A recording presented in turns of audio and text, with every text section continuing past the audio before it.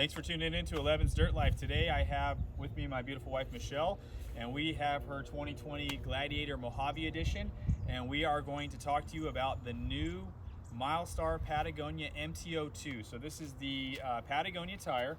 It's the new compound. Michelle was lucky enough to get a set of these kind of before they really hit the general public.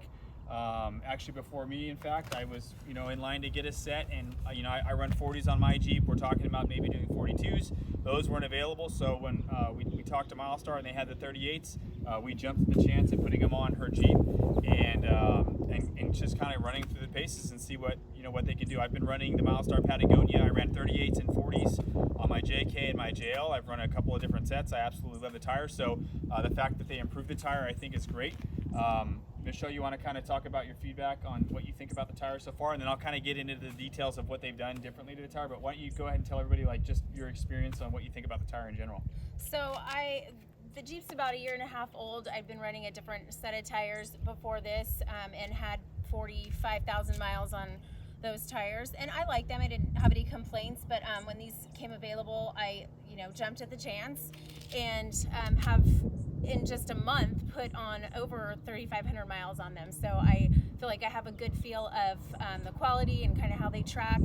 I immediately was able to tell a difference on just the freeway ride. That was one of the first things you told me. You're like, I can tell. Like the day after we installed them, you drove 3 hours to a destination and 3 hours back, and you immediately said these drive so much better. It was a super windy day, and so I was able to tell really how they track, going at high speeds. And as far as the installation process, they were pretty easy as far as beadlocks go. They didn't give us any issues at all. I helped Josh unmount and remount these ones, and I think the hardest part was getting the old tires off, but these actually went on pretty well. Yep. Those of you that mounted beadlocks, they're kind of hit and miss. Some go on real easy, some don't. Depends on the wheel, depends on the tire.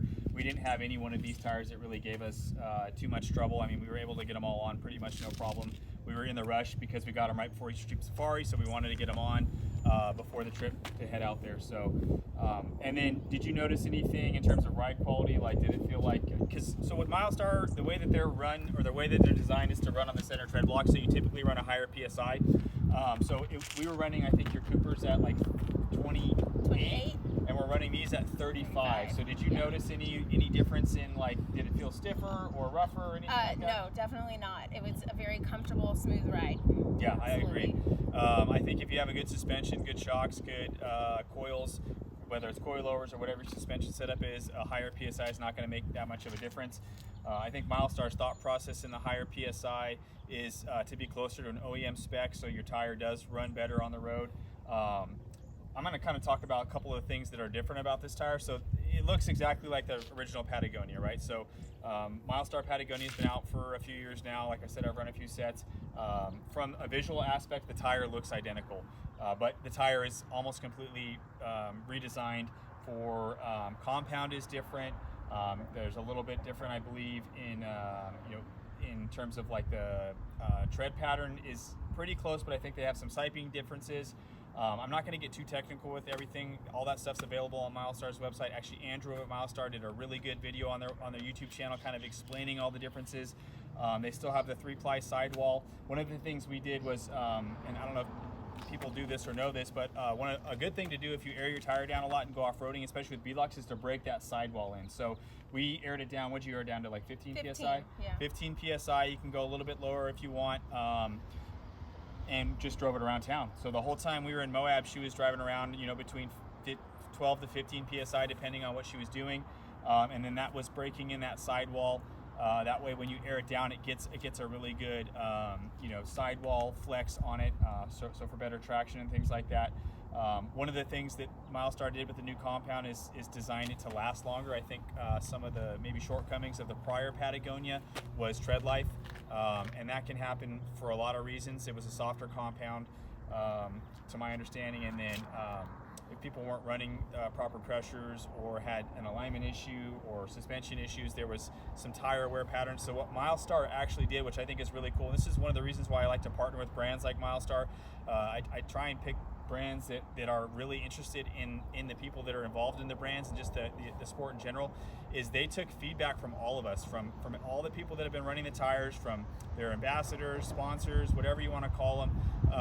They listened to all of our feedback on the tire. They listened to other people that are running the tire. They ran these tires out at King of the Hammers for a couple of years, so they listened to racers, and they took all that information and feedback and put it into the new tire, into the MT-02 compound. So longer tread life, better chipping and rock, chucking, just better traction, just better all-around tire, from Milestar. So we're really happy to run these. I'll be putting a set of MT-02s on my JL as well, either in 40 or 42. We haven't decided yet.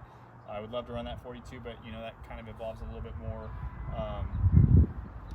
stuff to get it going. But I think all in all, we're really happy. One of the other things we really liked about the tire that I want to touch on is just the size of this tire. So what size tire is this one? This is a 38. I get a lot of questions about what tires I'm running because of the stance and everything, and the wheels too. So that's one of the #1 questions I get on my Instagram page.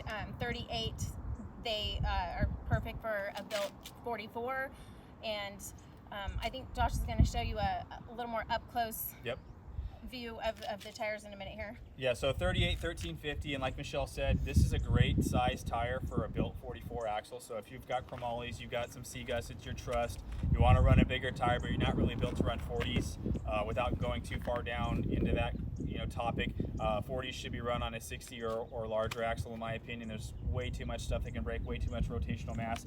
So a 38 can be run on a 44. We don't wheel this thing really hard. We're building it to start wheeling it more. But a 38, especially on a truck like this, with we're sitting at like 3 inches of lift with the Mojave, and we're gonna get gears and chromoly's and truss and the whole deal on this axle, is a really good size tire for everybody. And I think 37, 38 size is pretty much most people's sweet spot. Once you get into 40s, you start opening a bigger can of worms on everything else you have to do around that to run that size of tire. But I think a 38 looks fantastic on this Jeep. It fits really well, and it's a 1350 wide, so really good size tire. And this is a 17-inch wheel. So let me grab the camera. I'm going to get a couple close-ups of the tire, maybe throw some more information in there about it as I think of it. But like I said, we have been so far really happy with it. The grip in Moab was great, right, Michelle? We did. So what was interesting about Eastern Jeep Safari this year, as we get closer, was the weather. So here you can see the MT-02.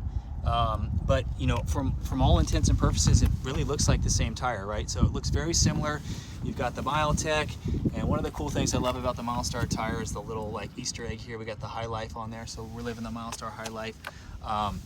And like I said, the tread here, it's designed to be run on the center tread block, so that's why you would want to run that higher PSI. That's what gives you the quieter road noise. That's what gives you the better grip on the road, the better tracking on the road, the nicer ride feel and what have you.